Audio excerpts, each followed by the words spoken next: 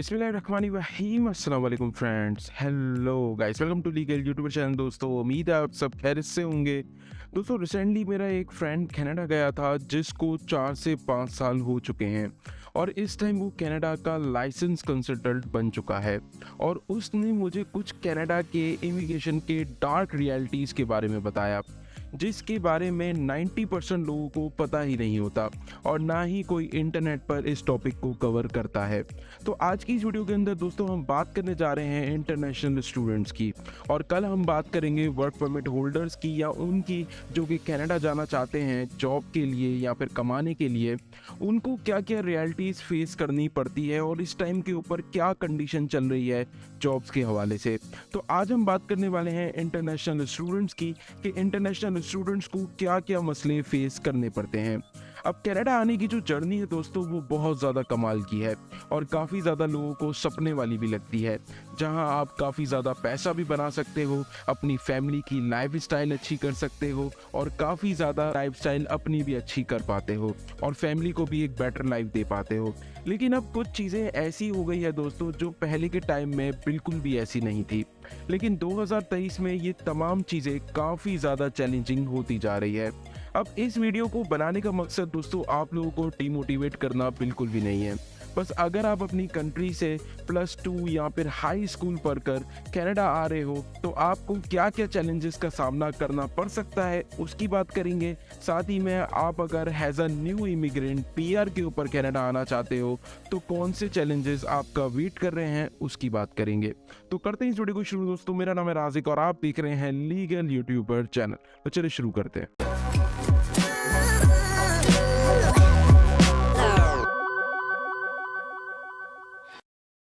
Video को start करने से पहले दोस्तों बता दूं कि जिन्होंने अब तक चैनल को सब्सक्राइब नहीं किया तो या प्लीज नीचे बटन होगा उसको दबा दो, बटन को दबाना बिल्कुल मत भूलना ताकि आपको मेरा हर नोटिफिकेशन सबसे पहले देखने को मिले।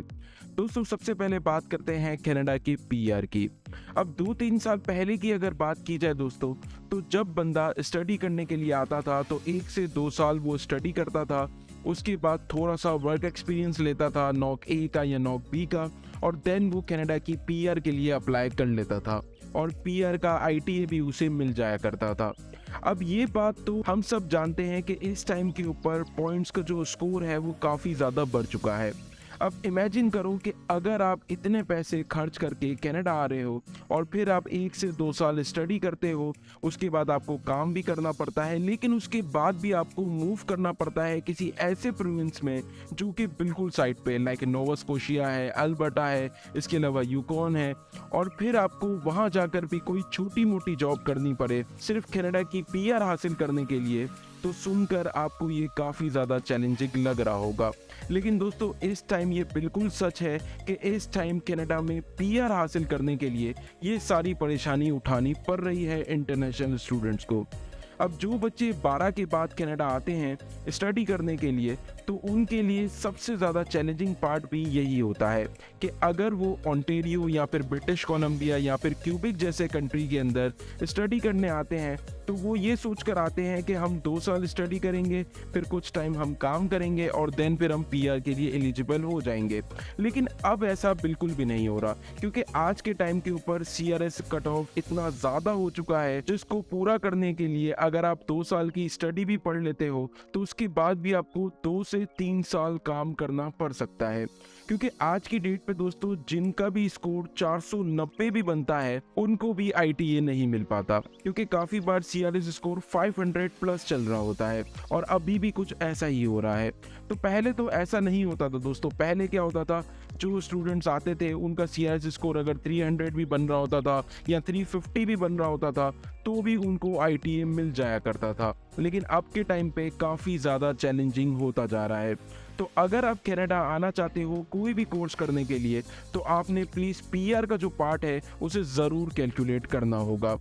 अब बात करते हैं दोस्तों सेकंड चैलेंज की, जो कि काफ़ी ज़्यादा इंपॉर्टेंट है और कनाडा में रहने के लिए काफ़ी ज़्यादा ज़रूरी भी है, जो कि है हाई कॉस्ट ऑफ लिविंग।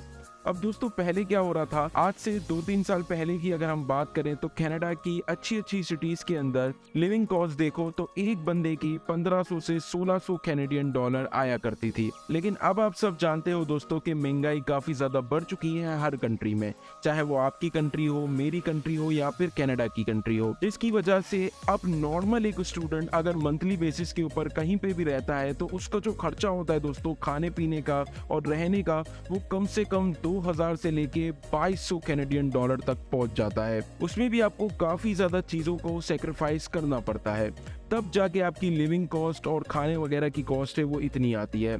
अगर आप अपनी यूनिवर्सिटी या कॉलेज के पास कोई रूम लेते हो तो उसकी जो लिविंग कॉस्ट होती है वो बहुत ज़्यादा होती है, जो कि आप यही सोचते हो कि कहीं कोने वगैरह में ऐसी जगह पे कहीं पे ले लेते हैं रूम और फिर हम जो है वो ट्रैवल करके आ जाएंगे, तो उसकी भी जो कॉस्ट होती है वो काफ़ी ज़्यादा आपको पे करनी पड़ती है। तो इसीलिए दोस्तों ये कॉस्ट भी आपको कनाडा आने से पहले ही कैलकुलेट कर लेनी चाहिए, क्योंकि कनाडा में जॉब भी फ़ौरन नहीं मिलती और अब तो रिसेशन आने वाला है, पता नहीं आगे जाके जॉब मिलेगी या फिर नहीं मिलेगी। तो इसीलिए दोस्तों आपने ये तमाम चीज़ें पहले से कैलकुलेट कर लेनी है कि आपकी लिविंग कॉस्ट कितनी आएगी, क्योंकि इस टाइम के ऊपर लिविंग कॉस्ट काफ़ी ज़्यादा एक्सपेंसिव हो चुकी है।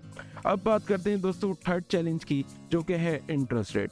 दोस्तों इस टाइम कनाडा का जो इंटरेस्ट रेट है वो काफी ज्यादा आसमान पर पहुंच चुका है, जो कि आज से 3 से 4 साल पहले की बात करें तो ऐसा बिल्कुल भी नहीं था, लेकिन अब के टाइम के ऊपर ये काफी ज्यादा आसमान पे पहुंच चुका है। अब पहले जब आप लोन लेते थे तो आपको इंटरेस्ट रेट 3.5% या फिर 4% और कभी कभी तो स्टूडेंट्स को 2% पर भी लोन दे दिया जाता था, चाहे आपने कार के लिए लोन लिया हो, स्टडी के लिए लिया हो। लेकिन अब इस टाइम के ऊपर दोस्तों कम से कम आपको 12 से 13% जो है वो इंटरेस्ट रेट पे करना पड़ सकता है, जो कि काफ़ी ज़्यादा हाई हो चुका है। काफ़ी स्टूडेंट्स तो अब 15% के ऊपर भी लोन लेते हैं। तो अगर आप कनाडा आना चाहते हो तो पहले से आपने लोन की कैलकुलेशन कर लेनी है। अगर आपने अपने माइंड में ये रखा है कि मैं वहाँ जाके लोन अप्लाई करूँगा, तो ये चीज़ की कैलकुलेशन भी काफ़ी ज़्यादा ज़रूरी है, क्योंकि स्टूडेंट्स यहाँ पर आने के बाद इसी चीज़ों की वजह से स्टक हो जाते हैं। अब बात करते हैं दोस्तों फोर्थ चैलेंज की, जो कि काफ़ी ज़्यादा ज़रूरी है, वो है हेल्थ केयर।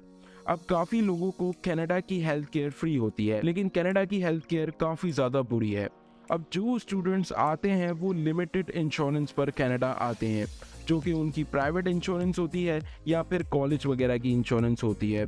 लेकिन उसके अंदर ना ही आई कवर होती है, ना ही डेंटल कवर होता है और ना ही मेडिसिन वगैरह कवर होती है।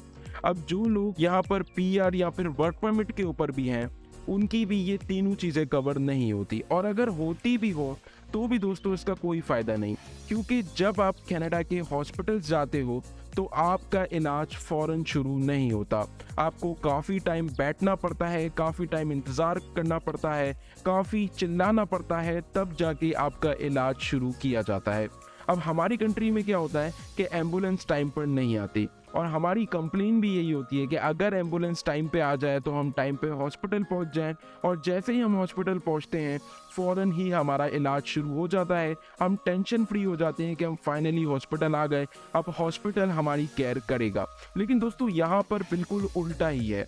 यहाँ पर लोगों को एम्बुलेंस से कोई कंप्लेन नहीं है, क्योंकि एम्बुलेंस को आप जैसे ही कॉल करोगे 3 से 4 मिनट के अंदर अंदर एम्बुलेंस आपके पास आ जाएगी, और 5 से 6 मिनट या 8 मिनट के अंदर अंदर वो आपको नज़दीकी हॉस्पिटल पहुंचा देती है।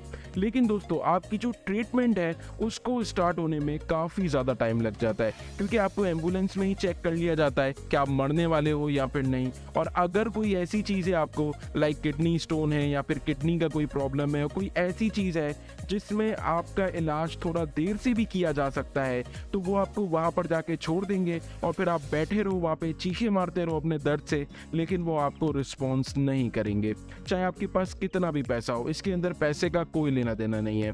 तो अब जो लोग भी दोस्तों कनाडा आना चाहते हैं, मैं उनसे यही कहूँगा कि वो अपनी ट्रीटमेंट सबसे पहले अपनी कंट्री में ही करा लें, क्योंकि यहाँ पे आने के बाद हेल्थ केयर यहाँ पे काफ़ी ज़्यादा बुरी है और आप काफ़ी ज़्यादा परेशान हो जाओगे हेल्थ केयर के अंदर। अब बात करते हैं दोस्तों लास्ट चैलेंज की, जो कि है ट्रांसपोर्टेशन। दोस्तों जब भी हम अपनी कंट्री से कनाडा या फिर किसी भी कंट्री जाते हैं तो कभी भी हम ट्रांसपोर्टेशन कैलकुलेट नहीं करते, और मोस्टली स्टूडेंट्स कनाडा आने के बाद यही रियलाइज़ करते हैं कि यहाँ की ट्रांसपोर्टेशन कॉस्ट तो हमने निकाली ही नहीं थी।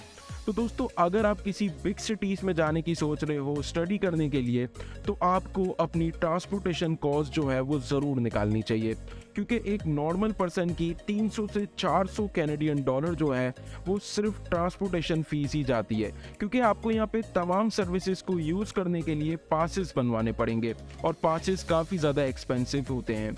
और अगर आप अपनी कार लेने की भी सोच रहे हो कि यहाँ पर आके आप लोन अप्लाई कर लोगे, फिर उससे कार ले लोगे, तो अब आप खुद सोचो दोस्तों, अगर आप कार लेते हो तो फिर आपकी ट्रांसपोर्टेशन कॉस्ट मज़ीद बढ़ेगी, क्योंकि आप खुद देखो 300 से 400 कैनेडियन डॉलर तो आपको सिर्फ अपनी कार का इंस्टॉलमेंट पे करना पड़ेगा। उसके बाद 300 से 400 डॉलर आपका इंश्योरेंस जो है वो आपको पे करना पड़ेगा।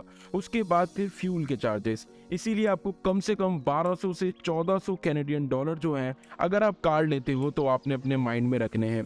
और काफ़ी ज़्यादा स्टूडेंट्स क्या करते हैं, अपने 300-400 डॉलर बचाने के लिए वो यूनिवर्सिटी या कॉलेजेस के आसपास रूम ले लेते हैं, तो उनसे क्या होता है कि उनके ये 300-400 कैनेडियन डॉलर बच जाते हैं, क्योंकि अब यूनिवर्सिटी या फिर कॉलेजेस के पास क्या होता है कि रेंट काफ़ी एक्सपेंसिव होता है, लेकिन अगर आपको उसी दरमियान में मिल रहा है, इसीलिए कैलकुलेशन करना बहुत ज़्यादा ज़रूरी है। अगर आपकी कैलकुलेशन बिल्कुल सही बैठ रही है कि आपको यूनिवर्सिटी के आसपास ही कोई रूम मिल जाता है, तो ये सबसे बेस्ट चीज़ होगी आप लोगों के लिए। इसीलिए आपने ये चीज़ ज़रूर सोचनी है और इसे ज़रूर कैलकुलेट करना है। तो फ्रेंड्स, ये कुछ ऐसी चीज़ें थी जो कि कनाडा इमिग्रेशन की डार्क रियलिटीज़ हैं, जिसका पता होना काफ़ी ज़्यादा लोगों को बहुत ज़्यादा ज़रूरी है। अब कल मैं जो वर्क परमिट के ऊपर वीडियो बनाने वाला हूँ दोस्तों, वो तो आप सुन के काफ़ी ज़्यादा हैरान रह जाओगे कि इस वक्त कनाडा के अंदर जॉब किस तरीके से दी जा रही है। तो फ्रेंड्स, उम्मीद करता हूँ कि आप लोगों को ये वीडियो पसंद आई होगी। अगर प्लीज़ पसंद आई हो तो वीडियो को लाइक कर देना, चैनल को ज़रूर सब्सक्राइब कर देना। मिलते हैं किसी नेक्स्ट इंटरेस्टिंग वीडियो में, तब तक के लिए गुड बाय।